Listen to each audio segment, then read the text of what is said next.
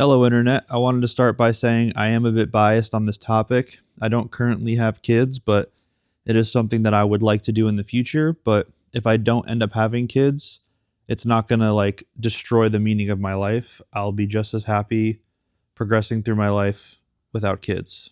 Okay.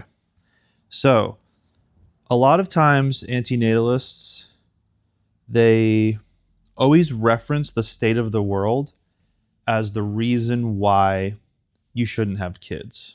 And to me, that's a little weird, you know?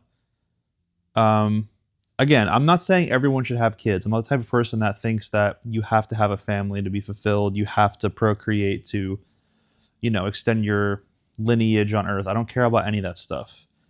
And if you don't want to have kids, I think that's fine, but that's a personal choice. I do think it's weird that in the same way I think it's weird that someone advocates where everybody should have kids, everyone should have a family. I think the opposite is also weird, that nobody should have kids, nobody should have a family. And like I said, a lot of the reasons that these antinatalist people usually give is something referencing the state of the world. Like the world's such a bad place. Why would you want to bring life into this world? That kind of stuff. But if you want to have kids and you're not having kids because of the state of the world, I don't know. That seems a little weird to me. Like you're letting other people dictate like one of the biggest decisions that you can make in your life. And like I said, if you don't want to have kids, nothing wrong with that. And if you don't want to have kids, you shouldn't have kids. That's another thing, that's another conversation potentially, but having a family is one of the most like having kids is one of the most normal things that you can do as a human. That doesn't make it easy, that doesn't make it simple, but it's very normal, so I just think it's very odd that people will allow the state of the world to dictate such a large decision that they make that is very personal. And it kind of brings me to a question that I've been thinking about a lot. And this doesn't only apply to having kids, it also applies to like art projects or any creative project, getting a new job, starting a relationship even. If you today found out that a year from now the world was going to end and everything was going to be gone, would you still feel the same about what you're doing? Like, if a year from today the entire earth was disappeared from existence, would you not make that album? Would you not write that book? Would you not start that relationship? Would you not have a kid?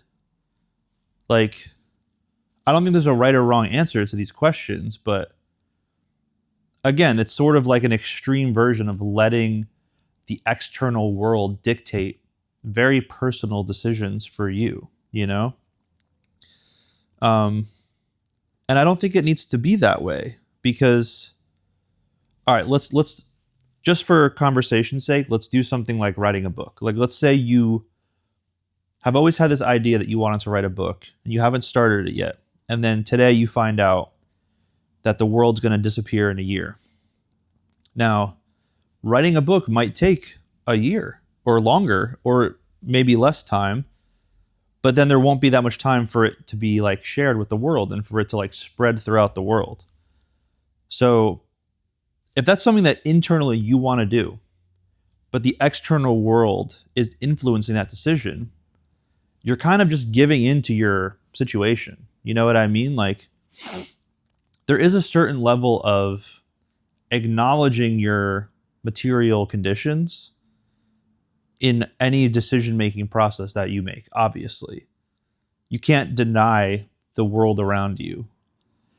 But something like this, you should do it because you want to do it.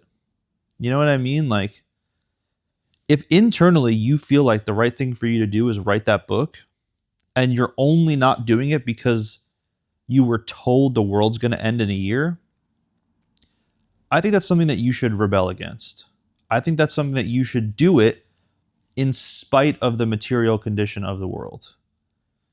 And again, how this relates to having a kid is if you believe that you want to have a kid and you have a relationship where you're both on the same page, and that's something that you both align with, but the only reason you're not doing it is because of this idea of the state of the world that's preventing you from doing it or preventing you from even pursuing it, I think that you should reconsider that personally.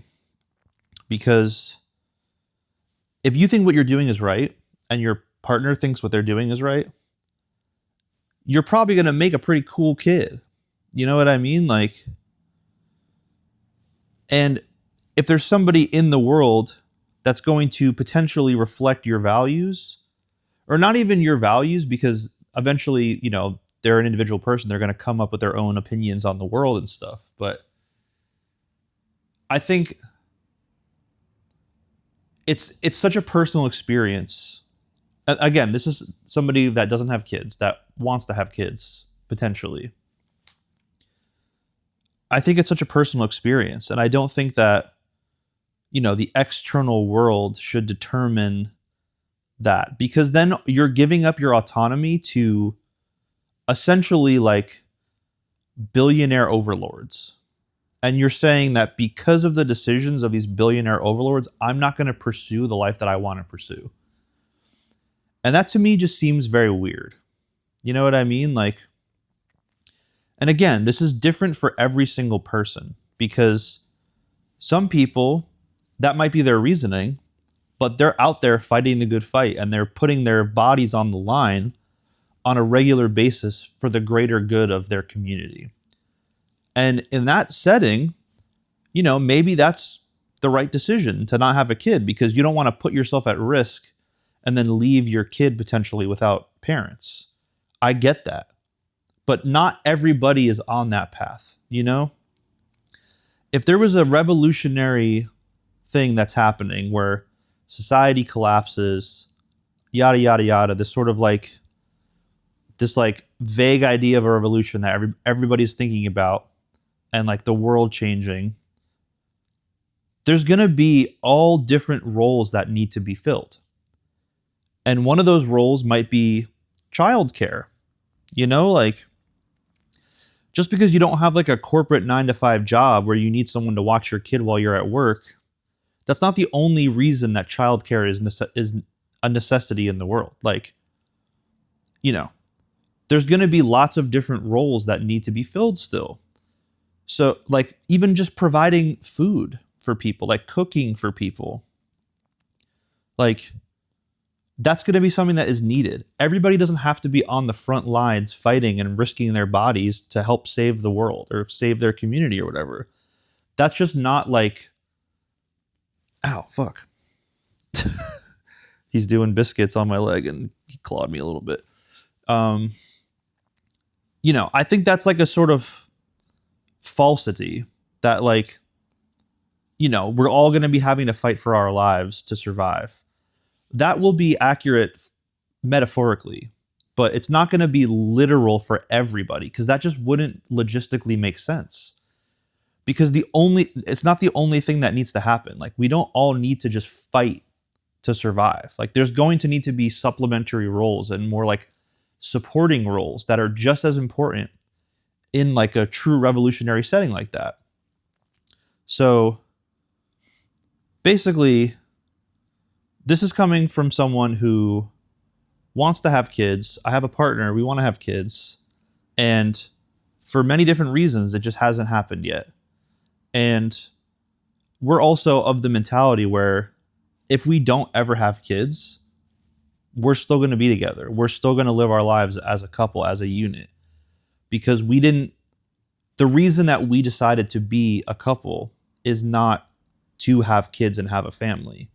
Like, I chose to be with my partner because I chose to be with my partner.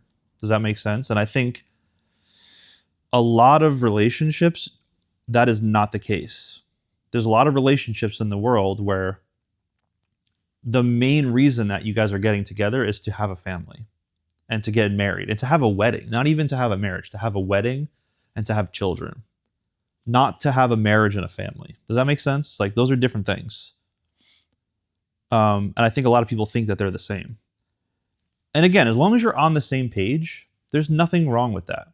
If you want to start a family and the other person wants to start a family and you get together for that explicit purpose, that's great. But you may not even know it. You may not be able to have kids. So then what happens then? If you're with somebody mainly for the purpose of procreation, and for some reason you are not able to have kids, what happens then? You know, like, are you going to stay together? Are you going to separate? Are you going to like work through it? Are you going to move on to somebody else because that's your only goal? Like, I don't personally think that's like a healthy way to go about it, because it's not rooted in reality, because reality might be different than what you want.